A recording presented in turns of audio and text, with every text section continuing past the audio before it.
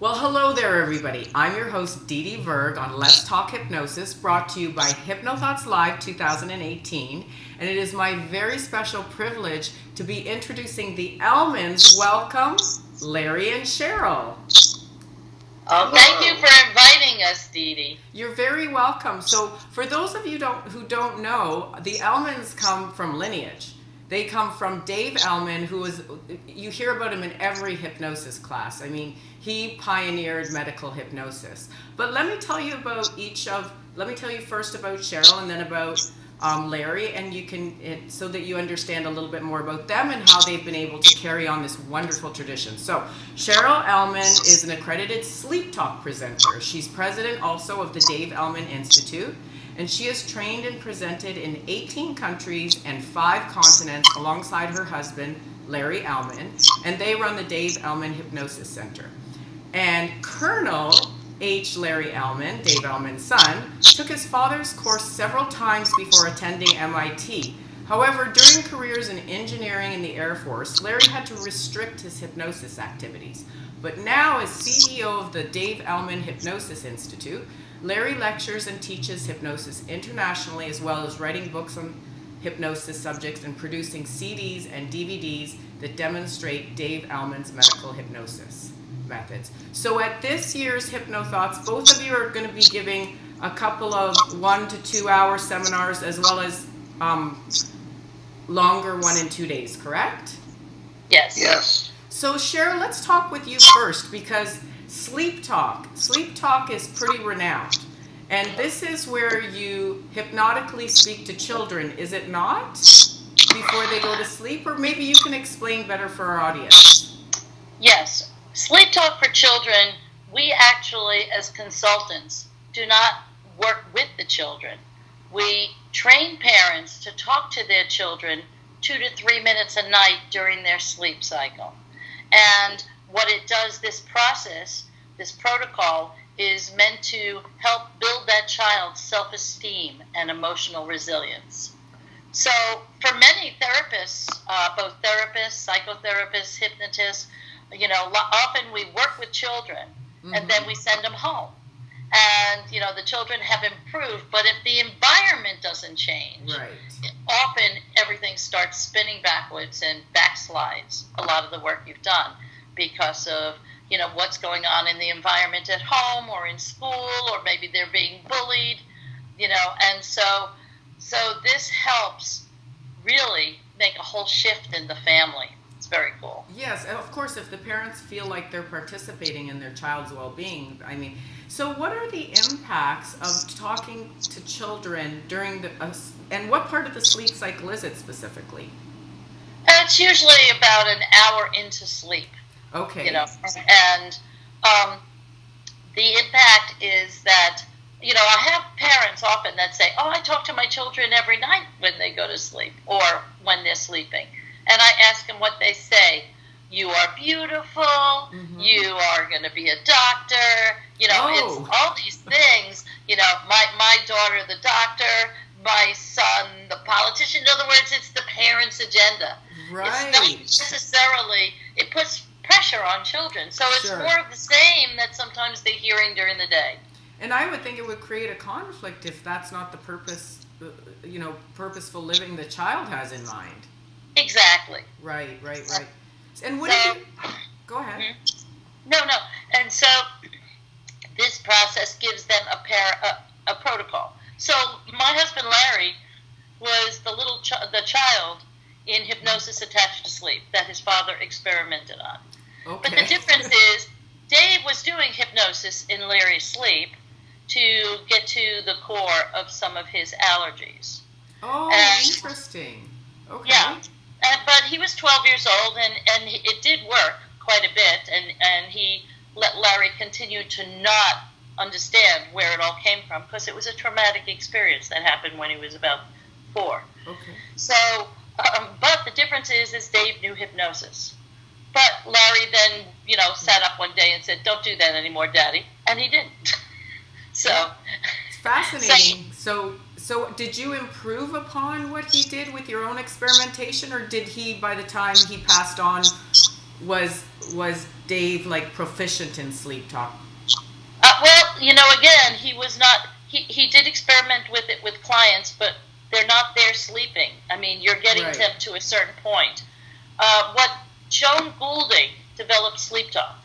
Okay. And Joan Goulding had a child who had special needs, several of them. And they finally didn't diagnose it till she was about 7.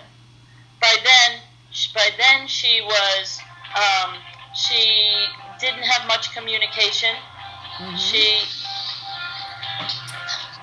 Pesky little cell phones. She didn't have communication with her daughter. And she was a bit of a wild child during the day, so how could they communicate with her? So they came up with the idea, first of all, in Victoria, Australia, it was Right. illegal to do hypnosis. Oh. In fact, her and her husband had a school where they did hypnosis, but they only taught the theory. And then they went into the next province or state to do the actual clinical. They'd go on a field trip, come back, and then they'd graduate.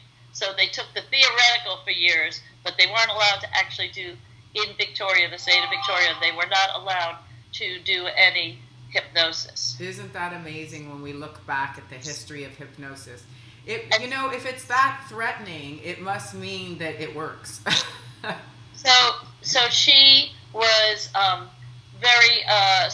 she and her husband actually worked very hard to get it legal, and they did. So they came up with the idea of talking to her in her sleep.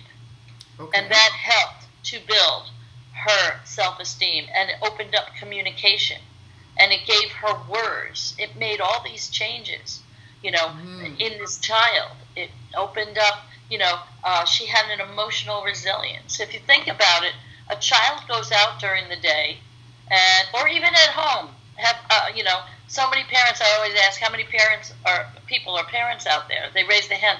How many times has your child come over and said to you something they were excited about, or they wanted your attention, and you said, "Not now, I'm busy"? Ooh, Well, yeah. that child felt rejected. Now, as hypnotists, we know that so often when we're working with regressions, that initial sensitizing event could be something as little as a feeling of rejection in something as inconsequential That's as right. that would seem. But then it built on it. Yeah, that they feel- start to form a belief about themselves that they're not worthy. Right. So this whole thing is to create a positive belief system Wonderful. in that child. And so the way the protocol is structured, this Mhm. process, it's that the parents have distinct set of sentences that they use initially. The Okay. foundation statements, Right. which are very open-ended. It allows the child to put in the information that child needs that day. By using open-ended statements. And then that child's self-esteem starts building. So even if there's negative beliefs that we know they stay there forever, the positive beliefs going in every day Mhm. helps to override those negative beliefs. Yes, because I guess when they're in that sleep state, it just goes straight in, just like the hypnotic trance. Right. Right. Oh, that is wonderful. So what are some of the results you've seen? Because you've been doing this many years and across many cultures and many countries. So what are some of the miraculous stories you've seen as a result of sleep talk? So one of the first families I worked with, and again, it's a family that gets that whole shift. There's an assessment that we do, as consultants, and there's, I think, 30 some odd or 40. One day I'm going to remember that number. Different, attributes that the Right. parents are giving you a scale of where that child is that day, or that snapshot of that child. And out of the scale of very poor to excellent, this one child had 19, poor and very poor. Oh, wow. Okay. And Yeah. so within about 3 to 4 weeks, the Mhm. changes were so drastic that those went up to only about 4, Mm-hmm. poor and very poor, and the rest had moved up on the scale. That's That amazing. he was having meltdowns twice a week. His dad was working late. He was having meltdowns. that would last. He had a lot of sibling rivalry issues. Mm-hmm. It can help with bedwetting. It can help with allergies, ADHD. So there's such a wide variety, just like in hypnosis, a wide variety of what this can help with. Okay, and I know because this year Larry's doing a talk on Semantics, the Heart of Hypnosis, so that's wording. So are there any, because I know you're going to inform and educate the parents on how to speak, but for those watching here today, what are the things you should never say in sleep talk? In general? In general, yes. Because my actual thing that I'm speaking on is going to be the formation of positive and negative belief systems in children. Right. And it's interesting, when I was going through the things that you wouldn't say, like, you're stupid, Yes. I mean, that's more obvious. But it was interesting when I was researching that and putting that together between what Joan had given us and then I did some on my own. It was interesting to see, let's see, you are smart, or always saying good job. This one was one that surprised me. It gets to the point where you know that you're supposed to say good job, and all of a sudden you're saying good job, you're not even thinking about it. Right. So if the child is always doing a good job, it might keep them from trying harder if everything they do is a good job, as opposed to, saying something. It's not special. Right, it is not special. You must feel really good. You worked hard at that. So it opens it up to it, that they have done it, and didn't that feel good, and they accomplished it and feeling it for themselves. Yeah, that's a very important distinction. And if Yes. and what should parents say as opposed to, like, so we know what they shouldn't say and what they should say in terms of good job, but what else have you noticed is just a blanket statement that parents can make in sleep talk that just generally helps? You are loved. You are loved. You are lovable is one of the ones that I think is key to that process, to that statement. That's wonderful. Well, thank you, Cheryl, for sharing a little bit about sleep talk. And you're doing a pre or post? What is it you're doing? I'm doing a 2-day pre-course on the 21st and 22nd, Tuesday and Wednesday, on sleep talk for children. There'll be additional, it's not just you take this course and you're done. It's actually about a 6-month process, because you're going to do 3 case studies. Right. So, you get the tools to do it, and then there'll be additional webinars along the way where we get together and discuss it, and then you work up 3 case studies, and then it gets submitted, and then you become a certified international sleep talk consultant. When you take the 2 courses, or the 2-day course with me, you do go on to the sleep talk website, the international website, as an intern. So you are an intern at that point, and you work your way and work on the case studies, and it's been really good. And for those who are interested, do you have a directory, a worldwide directory that you refer people to and parents to of sleep talk practitioners in their area? Yes, there is a sleeptalkchildren.com, which is the overall directory, or the overall website for the, it's now also referred to as the Goulding process of sleep talk for children. Wonderful. Which is the full thing. Excellent. And my website is sleeptalkchildren.us. Okay, that's perfect for all those people who are parents or even teachers or social workers or anything attending Hypnothoughts. I highly, highly, highly urge you to take Cheryl's course, because, I mean, if it's something as easy as uttering these phrases that they're going to learn how to do when your child is sleeping, you can't not do that for them. Right, and it actually works its way to level 2 when you do a reassessment. Then you start specializing the statements and giving the parents the idea of how to go about creating statements in the future. So this is a process and a gift that lasts a lifetime. Excellent. Well, thank you for being with us. You're welcome, and I hope to see you all at Hypnothoughts. We love Hypnothoughts. It's really one of our favorite conferences to go to. It's the first thing we stick on our schedule. Who else would go to Las Vegas in August? True enough. But, I mean, it has become a really good focal point for us. Yes. For our business and our friendships and networking. So please come. It's just a lot of fun. It Lots sure of is. people, different. It's very international. Yes, it is. So, thank you. Thank you so much, Didi, and I'll turn you over to Larry. Larry. Okay, so Larry, welcome. Whoops. Is that good? That is fantastic. Still going strong. Can I say it? Yep. 80 years old, everybody. Congratulations. He's 80 and he is still going strong. And look how amazing you look. Well, thank you. Coming from a gorgeous lady, that's especially a welcome comment. So, Larry, you're, are you doing a 1 hour, 2 hour on Semantics, the Heart of Hypnosis? I'm doing a 1 hour on Semantics, and I'm also doing a 1 day pre-course. Okay, so let's talk first about semantics, because everything in hypnosis is wording, right? So tell us, why are words so important when it comes to hypnosis, and in particular, giving suggestions?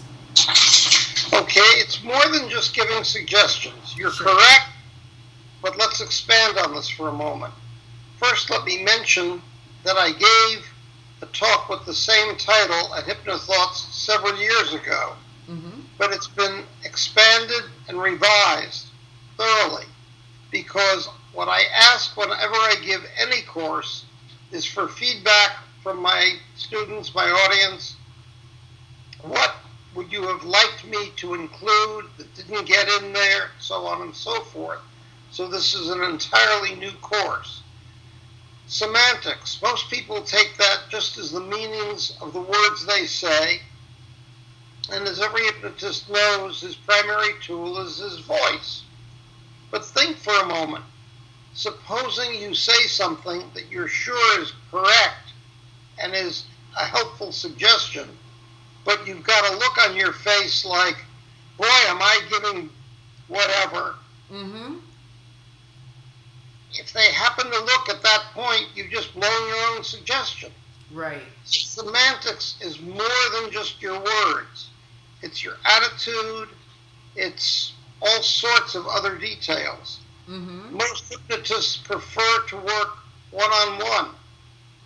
The client is in the therapy room. The hypnotist is in the therapy room. Everybody else is separate. Sometimes that doesn't work. Sometimes a spouse or a kid or somebody insists on being in the same room. Where do you position them? Outside of the peripheral vision of the client. Okay. Otherwise, the look on their face is a suggestion, and it may help you. It may counter what you're saying. You don't put that possibility there. There's a whole series of do's and don'ts involving things beyond just the words. Sure. But then the words are extremely important. Supposing you're dealing with academic enhancement. Don't say, and you won't fail this test. Yeah, because they have to think fail first in order to think of succeed. Yeah, exactly. You say, you're going to do so well on this test, you're going to reach exactly your goal. Okay. Or exceed it. Yeah, that makes sense. Or exceed it. So open up possibilities for them. Right. Every suggestion should be positive. Okay. But not only should every suggestion be positive, if you have to ask them for clarification on a point they've made in telling you their problem, ask your clarification in a positive manner. Okay, so can you give us an example of that? Sure. Whoops. That's a little bit tough. Let me give it another example. Okay. A little bit off from there. If I'm going to discuss the relationship between a student and a teacher, where, by the way, I had a couple of these myself, you ask, what can be improved? Or, tell me something good you're getting out of that class. Right. Oh, that's good, but such and such is giving a problem. How can we solve it? Okay, I got it. You're I'm asking being for positive. solutions. I'm not saying, what can you say to that blankety blank? It's not the way to go. You don't use words like fail with academic enhancement. You don't say fat when you're dealing with weight management. Mm-hmm. You don't say pain when you're dealing with anesthesia. Mm-hmm. There's a whole series of these, and we have several lists like this that will be covered, always with the comment at the end of, okay, guys, you add to the list. Help my next class. Let's see what else we can add. And, which is, by the way, one of the reasons this isn't the same as it was 3 years ago. Yes. We've looked at what people say, and we've added to it. And the peripheral vision thing, I got that when I attended a course by Ron Esslinger. Mm-hmm. He didn't say it quite the way I say it, but he got that point across very forcefully. And I thought, gee, that's something I should be doing also. Sure. I've taken a whole bunch of those things. So that gives you an insight into the 1 hour. Let me give you some insight into the 1 day course. The rare recordings of Dave Elman. My father was recorded in class for something over 30 hours of the classes themselves. He also made recordings of his sessions with the doctor's patients. He made recordings of his own talks outside of class, made in the studios. The total number of hours of his recorded material that has survived is somewhere between 40 and 50 hours. There was probably more, but I'm talking what has survived to this day. Mm-hmm. Spent several years trying to get every one of the recordings that still exists. And obviously in a 1 day session, I'm not going to play all 50 hours. It doesn't fit. But what I've done is I've gone through them and grabbed particularly interesting interactions between him and his students, or between him and his students' patients. Okay. Now, one thing that the listener is encouraged to do is notice the waking hypnosis intro to almost any induction. You don't just walk up to somebody and start an induction.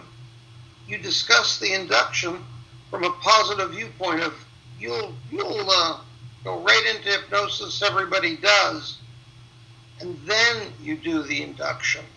Now, saying what I just said, that's very simple, but watching it done several times, you get variants on it that allow you to match with whatever are the reactions of your client, or the doctors would always say patient, but you're getting those reactions. You're listening for tone of voice. You're listening for what is a positive versus what is a negative statement. Mm-hmm. Are there negative statements?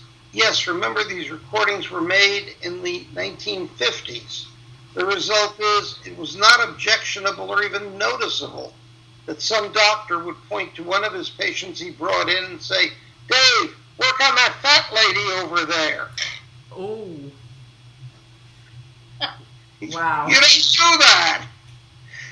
But in the 1950s, this was socially acceptable. Sure. If a hypnotist today gets hold of some of my father's recordings and comes across that, he or she is scandalized. Sure. No. Look at it from the point of view of changes in our society. Mm-hmm. Yes, take the lesson that you shouldn't do this, but force yourself to think, why not, and what can I do that's better? So even the goofs are useful. Mm-hmm. So if I'm going to play that, I'm going to discuss it. And I understand that you've done all that you can to get them technologically enhanced so that they're much better quality. Oh, yes. Right. Yes, very definitely. And remember, if you're going to do this, the feedback from the student, the extent to which the student notices something, is extremely important. It doesn't penetrate the students if I say it, but if I say it and some student then gives a supplementary example, the other students say, wow, gee whiz, yeah, I hit that last month. I hit that last month, but I didn't analyze it. Right. So I encourage that type of approach. So this is also, you mentioned that it's going to be a lot of discussion involved. So that's what you mean by discussion. So comparatively speaking, encouraging and sharing of information. Exactly. That's exactly. Wonderful. That's wonderful, Larry. Well, thank you so much for being with us and all your wise words of wisdom, having been doing this for, I'm sure, at least 60 years. Not quite. There was the time I had to take off because of security clearances. You mentioned earlier that for somebody to be opposed to hypnosis, it implies, gee, they know it works, and gee, they're scared of it. So when I spent a number of years in the Air Force being cautioned, you've got a security clearance, don't do any hypnosis, I was thinking to myself, how foolish, how unaware of what it can do. And I think there's also, a lot of fear around it too, because sometimes people perceive hypnotists as having magical power or the ability to make you do something that you don't want to do. So anyway, again, it's a statement of how we've evolved, societally speaking. So thank you very much for being with us. I look forward to seeing the both of you at Hypnothoughts. And everybody, if you want to go sign up for Larry's and Cheryl's courses, hi. Then htlive.net. Pardon me? Thanks very much for the opportunity you've given us. Oh, no problem. No problem. It was my pleasure. So thank you very much for the both of you. htlive.net for those of you who want to go right up and sign up for either Cheryl or Larry's courses. Bye. Bye. Thank you. You're welcome. Bye-bye.